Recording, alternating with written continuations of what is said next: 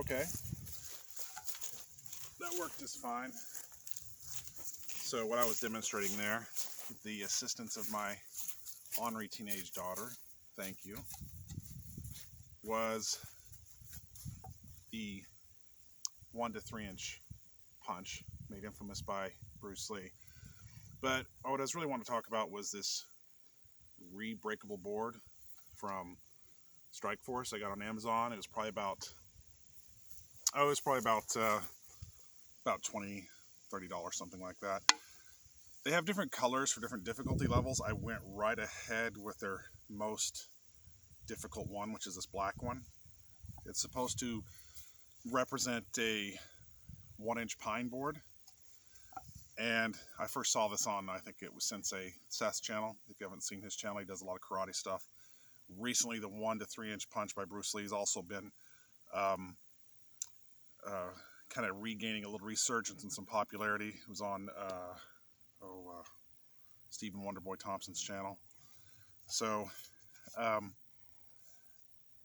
would have to say I like the product. I think it's really good. You know, I've tried the floating punch just a couple times here. I've only failed to get it one time earlier. You have to have your body mechanics correct. I'm not new to I call it the floating punch because back in the 80s and 90s, I dabbled in this with James Demile, a student of Bruce Lee's, had a little thin little red book you could use to order. It would teach you how to do the floating punch. And it's called that because the state of mind and relaxation you get in, almost like your hands floating before you initiate the strike. You know, usually about 3 inches away, really. So I just put my hand on there and just snap through it. It's an interesting punch because it does show you how to coordinate that kind of kinetic linking from the feet all the way through your body through the fist at a very short distance. And therefore, while I tinkered with this, even when I was in the Army, I had guys that would train with me. I'd hit a guy and collapse his lungs a little bit, you know, have a little fun with it. And I'm surprised that for a long time, people disbelieved it was even possible to do that. And I thought, oh, we do it all the time. It's just getting power in a close distance. Anybody with a decent boxing background or martial arts background knows how to hit can learn how to do this. That being said, I remember going to a dojo years ago where they talked about board breaking, which I'm not really into the whole board breaking thing. But I compare a 1-inch pine board, which is this black one is supposed to represent a 1-inch pine. You can see it just reforms together. If I can, a little too much coffee. Let's see if that doesn't help. Yeah, slides back together pretty easily.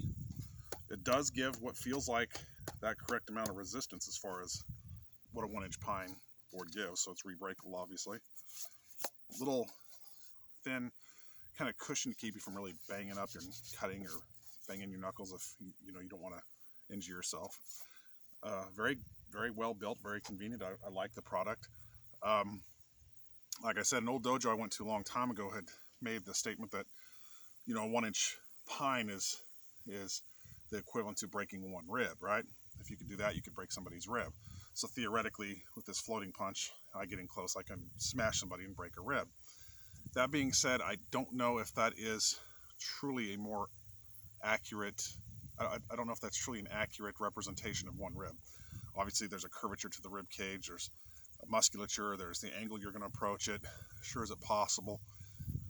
Yeah, I don't know. I'll let you determine that. I mean, I've seen a lot of people get hit pretty hard in the ribs. I've had a broken rib training with my brother back in the day in jiu-jitsu, and we were really, really hitting hard on the ground. We just kind of got too rough, and he threw a knee and broke one of my ribs. And it's a very debilitating situation where it stops you from working out. No more bench press for a good 6 weeks.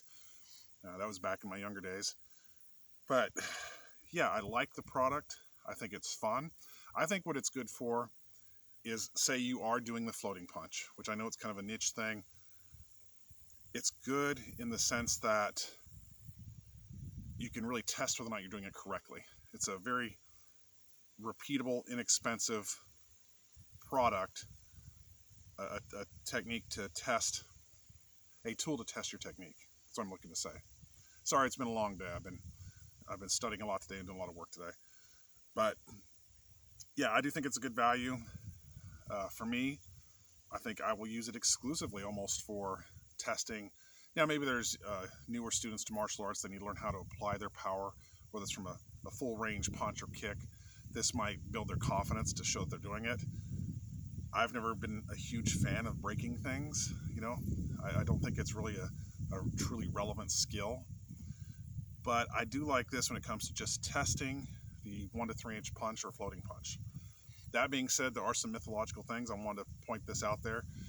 I don't know if any of you remember Quentin Tarantino's Kill Bill, where the protagonist, and she's buried alive, and she has learned the 1 inch punch from a Chinese martial arts teacher named Pai Mei, and she busts through the coffin and dirt pours in and she digs her way out from the grave. That would not be possible according to how you learn this particular punch, because there is a lot of kinetic linking, there's sinking, there's relaxed, sudden snapping and forward penetrating movement. It's your whole body in concert still, just like any other really well-made punch. And you can't do that lying on your back with just your shoulders and your chest muscles. It just doesn't work. And you'll find that if you don't correctly do this technique right, you won't bust through this board at that distance. Anyway, thanks for paying attention, and that's just my 2 cents. Floating punch is fun. Look it up. I think James Demile's book is probably still out there somewhere. Little tiny book. Good way to practice this was setting up a coffee can full of gravel, like on a table about rib height on you. And there were different versions. Bruce Lee demonstrated one called the push punch, where you hit something, you make it move. It kind of drives it. The floating punch itself is more of a snapping. You hit them and try to damage something inside them as quickly as you can. But it was cool. The first time I did it as a teenager, I'd knock over a coffee can over and over again, and it was terrible. And then one day I did it right, and I hit it, and that coffee can just slides across the table.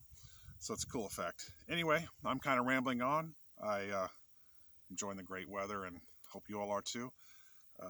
Great product. I do think it's worth the money, but it's for a very niche purpose. So now, if you're in those martial arts that love breaking, and this would be a good addition to your repertoire, to your equipment. Anyway, I'll see you later, and goodbye.